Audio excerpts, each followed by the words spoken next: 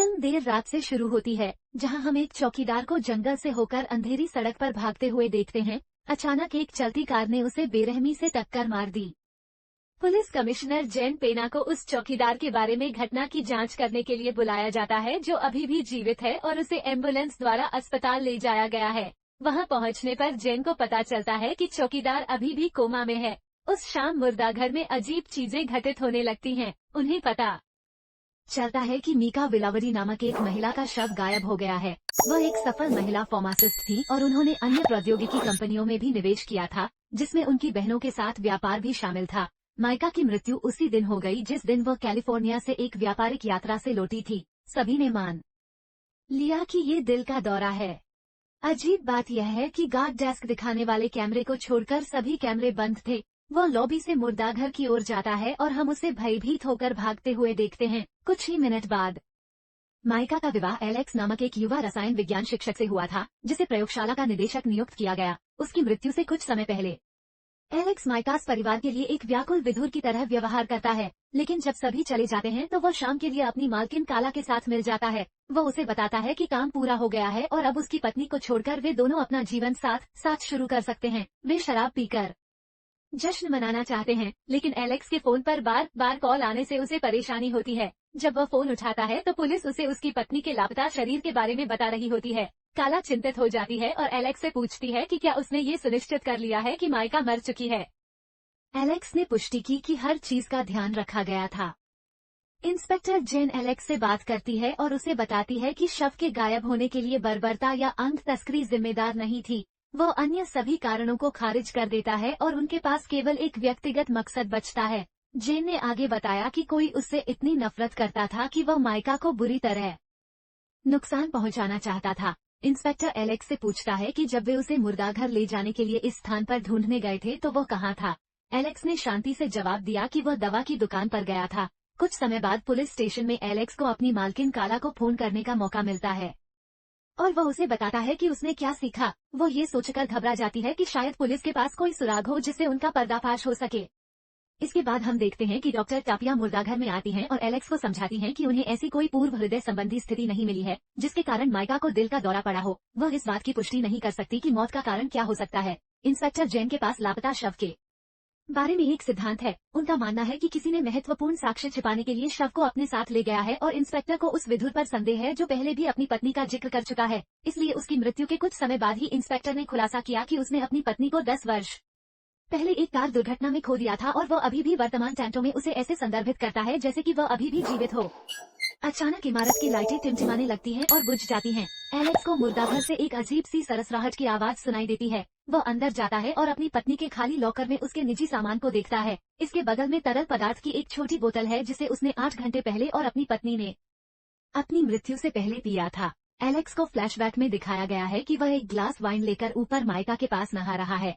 अभी सुबह का समय है, इसलिए एलेक्स ने स्वयं शराब नहीं पी है। वह अपनी पत्नी को धीरे से चूमता है और कहता है कि उसे काम पर वापस जाना है। माइका ने मुस्कुराते हुए कहा कि वह निर्देशक हैं और उन्हें जब भी छुट्टी चाहिए उन्हें छुट्टी मिलनी चाहिए। वह दरवाजे से बाहर चला जाता है लेकिन देखता है कि माइका ने शराब का गिलास पी लिया है। बाद में हम देखते हैं कि माइका एलेक्स की मीटिंग रद्द करने के लिए कॉल कर रही है। वह क्रोधित हो जाता है लेकिन वो उस पर हंसती है और उससे कहती है कि वो उस शाम के लिए किसी भी रेस्तरां में उनके लिए आरक्षण करा दे। अगले दृश्य में हम पुलिस को आते हुए देखते हैं और खुले लॉकर तथा निजी सामान से भरे बक्से को देखते हैं। वे इसे देखते हैं और पाते हैं कि सेल फोन सूची से गायब है। वे एलेक्स की तलाशी लेते हैं और तरल पदार्थ की छोटी बोतल पाते हैं जो एलेक्स की प्रयोगशाला से निकला विष निकलता है। वो पुलिस को बताता है कि उसे ये फर्श पर मिला था और वो बाथरूम जाने का बहाना बनाता है। ये जांचने के बाद कि कोई सुन तो नहीं रहा है, वो काला को फोन करता है। घबराहट में वो उसे बताता है कि किसी ने उसका टॉप पकड़ लिया है। उन्होंने इसका प्रयोग किया और इसे मुर्दाघर में रख दिया। जब वह ये समाचार सुनती है तो वह भयभीत हो जाती है और सोचती है कि किसी को तो पता होगा कि उन्होंने क्या किया। एलेक्स खिड़की के पास जाता है और एम ये देखकर चौंक जाता है कि उसे उसी रेस्तरां का निमंत्रण मिला है जहां एलेक्स और माइका को उस शाम जाना था। पीछे एक शिलालेख है जो वही संदेश है जो काला ने पहले एलेक्स को भेजा था। इसमें लिखा है, एक रात मैंने अपनी आंखें बंद की और तुम अभी भी मेरे साथ थे। फिर हम इंस्पेक्टर को घटनास्थल की जांच करते हुए देखते हैं। उन्हें संदेह है कि किसी ने एयर वेंट के रास्ते प्रवेश किया, अन्य सभी कैमरों की बिजली काट दी और महिला के शव को एयर वेंट के रास्ते बाहर निकाल लिया। संदिग्ध व्यक्ति ने आखिरी काम ये किया कि उसने दीवार पर लगे कैलेंडर पर तारीख और दरवाजे के ताले पर लिखा कोड बदल दिया। जाने से पहले एलेक्स तारीख को देखता है और तुरंत उसे पहचान लेता है। उन्होंने अपनी प्रयोगशाला में कोड के लिए उन्हीं नंबरों का प्रयोग किया और उन्हें याद है कि उनकी पत्नी ने उन्हें कोड डालते हुए देखा था और यह अनुमान लगाने की कोशिश की थी कि उस विशिष्ट तारीख का उनके लिए क्या मतलब है। अचानक इमारत का अग्नि अलार्म बजता है और सभी लोग बाहर भागते हैं। एलेक्स तुरंत काला को फोन करता है और उसे मुर्दाघर में बदले गए कोड के बारे में बताता है। यह वही तारीख है जिस दिन उनकी मुलाकात हुई थी, जिसके बारे में उन्हें लगता है कि उनकी पत्नी को पता होगा। तभी उसे एक टैग लटका हुआ दिखाई देता है जिससे वो भयभीत हो जाता है। इस पर काला का नाम लिखा है। वो सोचता है कि माइका अभी भी जीवित होगी और उसे उसके विश्वासघात के बारे में पता होगा। इससे वह और काला खतरे में पड़ जाते हैं। इसके तुरंत बाद इंस्पेक्टर कमरे में प्रवेश करता है और एलेक्स से उसका सेल फोन मांगता है। विश रिपोर्ट वापस आ गई है। जांच से पता चला कि छोटी बोतल में वह तरल पदार्थ है जिसका उपयोग दवा उत्पादन में किया जाता है, लेकिन अपने शुद्ध रूप में यह कोई निशान छोड़े बिना दिल का दौरा पड़ने का कारण बन सकता है। इंस्पेक्टर को अब यकीन हो गया है कि एलेक्स इसमें शामिल है और उसे हिरासत में ले लिया गया है। मुर्दाघर के बगल वाले कमरे में एलेक्स फर्श पर अकेला बैठा है और मुर्दाघर में बज रहे अपनी पत्नी के पसंदीदा गाने को सुन रहा है। वह जेवियर अलोंसो के शव के बैग के बगल वाले दरवाजे पर जाता है और एक फोन पाता है जिस पर माइका कॉल कर रही होती है। वह चौंक जाता है और उसे उठाता है और एक भयानक आवाज सुनता है। फिर फोन कॉल समाप्त हो जाती है। एलेक्स उस नंबर पर वापस कॉल करता है, लेकिन जिस रेस्तरां में एलेक्स और माइका जाने वाले थे वहाँ की वेट्रेस फोन उठा लेती है। वो उसे बताती है कि आज शाम को कोई व्यक्ति स्मार्टफोन वहीं छोड़ गया था। एलेक्स को यकीन है कि कोई उसकी पत्नी की सहायता कर रहा है और उसे एक आदमी याद है जिसे उसने रेस्तरां में देखा था और जिसे माइका ने अपना मनोविश्लेषक बताया था। इसके बाद जेन एलेक्स से उसकी पत्नी को जहर देने और हत्या के सबूत छिपाने के लिए उसकी लाश चुराने के बारे में बात करने आती है।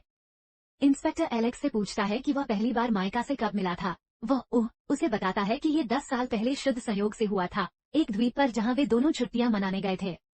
इसके बाद इंस्पेक्टर एलेक्स से उन दवाओं के बारे में पूछता है जो उसने उस रात खरीदी थी जब पुलिस उसके घर आई थी। एलेक्स हकलाता है और कोई सबूत दिखाने में असमर्थ है।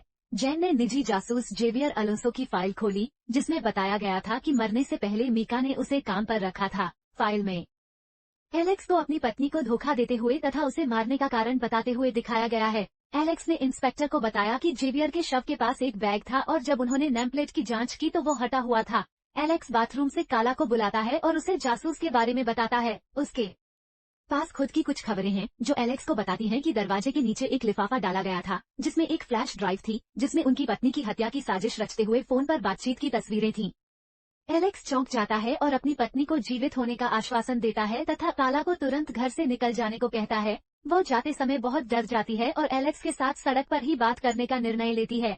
एक कार उसकी ओर आती है और कॉल कट जाती है। एलेक्स इंस्पेक्टर से विनती करता है और उसे जाने देने के लिए कहता है। जेन ने मना कर दिया और एलेक्स को समझ नहीं आया कि क्या करे। फिर वे बैठते हैं और एलेक्स उसे काला के साथ अपने रिश्ते के बारे में समझाना शुरू करता है। उनकी मुलाकात तब हुई जब एलेक्स अभी भी शिक्षक था और काला उसकी छात्रा थी। उन्होंने प्रेम संबंध शुरू कर दिया, लेकिन काला को ये सब पसंद नहीं था। इसलिए एलेक्स ने अपनी पत्नी को कार्डियोटॉक्सिन जहर दे दिया ताकि ये दिल का दौरा पड़ने जैसा लगे।